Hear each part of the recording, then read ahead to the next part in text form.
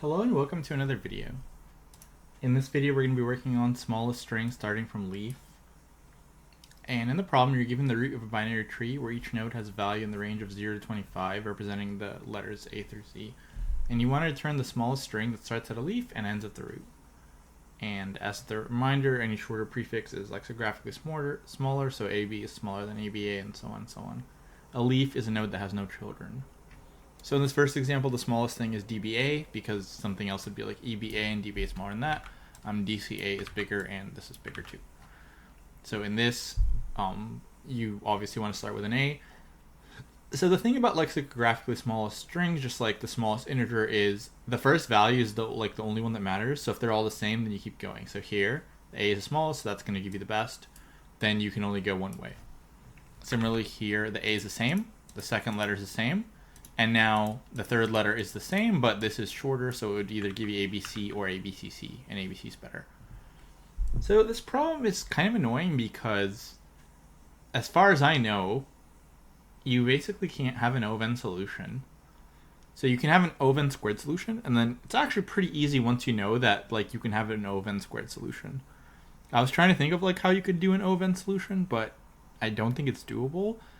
You might be able to do something a little bit better if you rewrite pointers. So if you actually rewrite like this, you might be able to do something a little bit better and have a multi-path BFS or something where you just look at the first letter and then you look at the second letter and so on and so on. That might be a little bit better. I'm not entirely sure. It definitely would be not any medium problem. But regardless, the O(n) squared solution is pretty straightforward. So once again, think about how you could do this with a default DFS, just like default DFS, what would you pass down, what would you return? So it's pretty simple to see what you'd pass down. Essentially what you need to pass down is the ongoing string, and then you need to be putting on letters. So for example, let's look at this. So here we can just pass down an empty string. Then when we traverse, we'll pass down an A. So I'm not going to put the brackets, I'll just write down the word. So we'll pass down an A into here, an A into here. Then when we traverse down here, we want to pass down BA and BA. And then finally at the end, we will get this, so we want to get DBA and EBA. And here, it's going to be DA. We want to pass down, here we want to pass down CA and CA. So it's actually not going to be DA, it's going to be DCA and ECA. Then what you want to return is you just want to return the word you made. So we're going to return ABA up here, EBA up here. And then whenever you return the left and the right, you just check which one's smaller. So when we return ABA up here and EBA up here, we can just do a string compare. And because DBA is smaller, you'd return D. So you just return the smaller one, so you'd return DBA up here. So DBA. Then you do a string compare here, so DCA and ECA. And DCA would be smaller, so you would return DCA up here. And then you have DBA and DCA, which you compare, and then DBA gives you the smaller one, so you just return that. So pretty straightforward. And then the problem that makes n squared is to keep passing down a new string. In most languages, when you have a string, right, like A, and so on, when you add a new character, this is O(n). So the traversal is O(n), and then building the string is O(n), and a string compare is O(n).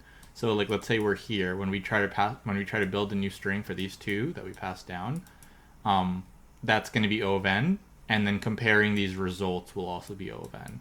And I don't know how you can solve that, but essentially once you know that you can do that, once you know you can have an O(n) squared solution, it's pretty straightforward how to do it. You just pass down the current string you build, and then you just return the new one, and you just return the smaller one. So pretty easy. But yeah, I think this problem, normally I can kind of tell what'll pass and not pass. This is kind of hard to tell that this will pass, that there's 8,500 nodes. And then we can talk about how to do the character conversion to a letter and all that. This is language dependent. It's kind of similar to most languages though, so we'll get into that. So essentially, we're going to have a traverse function again, and we can just call return traverse on the root and the empty string. And then we'll make a traverse function here. So this will return a string. It will take a node, a tree node, and it will take a string. So we'll call this like current or something, current word, whatever you want to call it. Okay. So essentially, we're gonna check here. We don't really want to go into nodes that are null now. So when we get to a leaf node, we'll just check if it actually has children, because going into null nodes is gonna be not the best because we'll just return like empty strings and so on. So when we get to a leaf node, if it doesn't have children, we'll just return the string that was passed down plus this thing. If it does have children, we'll only visit non-null children. So first, we're gonna build up the new word. So we can say string new word. And the way to do this basically is, if your character, this is language dependent a little bit, but the main idea is kind of similar.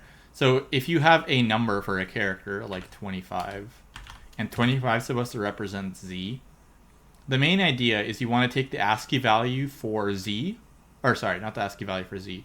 You want to take the ASCII value for A, because that's like the base, right? So A will have some number, I don't remember what it is, let's say it's like 89. Then when we add the other number, so 89, this will be A, right? When we add our character value, then we will get our new character. And that's kind of how you get the ASCII value for your new character. So you basically take the ASCII value for A, you add the ASCII value for your character, and that will give you the ASCII value for your new character, and that's what you can use. So essentially we want a character here. So in Java, you do this, and then we can just do an integer operation directly. So we can say, let me think. Oh yeah, so we want the node value here.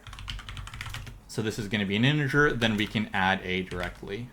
And basically what this will do is A will be an integer here. So when you add an integer to an integer, this will be the ASCII value for A. It will add them together and then compare them and then turn them into a character. So if your ASCII value is like 5, it like, you know, A is 0, and then the next it'll be like B, C, D, E, F or whatever. So it'll give you F.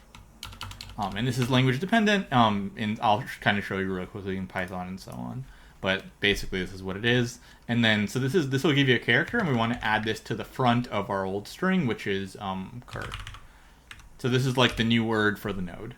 Now we just have a bunch of checks to check if children are null. So if node left equals null, and you can probably make this a little shorter, but it doesn't really matter. So in node right equals null, that means this is a leaf node, so we just return this. So we return new word.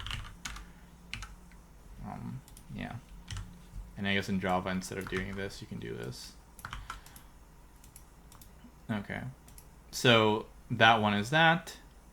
Then we'll have another case for the left being null and then the right being null. So if node left equals null, then we'll just return the right value. So this is just going to be return. Oh yeah, we want to actually store these values in variables. So let's do that as well. So we can say, we can get two strings here. So we can say like string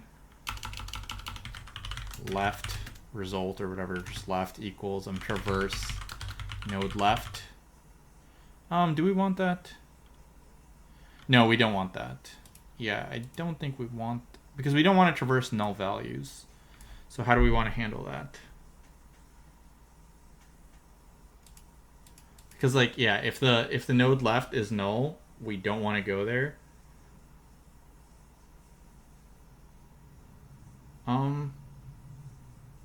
I guess we can just probably do it here or something. So we'll see how we can clean it up. So if node left is null, we just need to return the right value. Oh, I think I know how we can do it, yeah.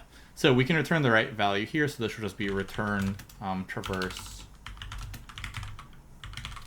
And then this will be node right and new word. Because there's no left, so there has to be a right. Otherwise, you'd hit this first one. So that one is fine. Then we have the node right being null. So if the right is null, we just go left. Now we can actually save these variables. Now we're guaranteed to not have them null. And we don't want to do like a min or something, so we could have these variables. So we could say string left equals traverse. And basically you'll never get here unless, like, you'd have to not go through any of these cases, right? So yeah. Okay, so so this will just be traverse node left new word, and then string right equals traverse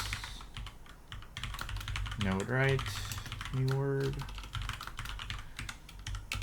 So now we basically have to compare these two strings, and we just return the smaller one. So we could say, like, if, I think in Java, to do string comparison, you have to do left compare to, I believe, right? And I believe this does, like, this returns negative if left is smaller, 0 if they're equal, and positive if right's bigger, or if right's smaller. So if this is less than 0 or equal to 0, either one, we can return the left one. So we'll just say this, we'll return the left. So we can return left. Otherwise, we return right. And that should be it. So that should be every use case. So yeah, and then we can just run this. You can probably simplify it down a little bit, but that's the main idea. Yeah, so I can show you quickly what it looks like in Python as well.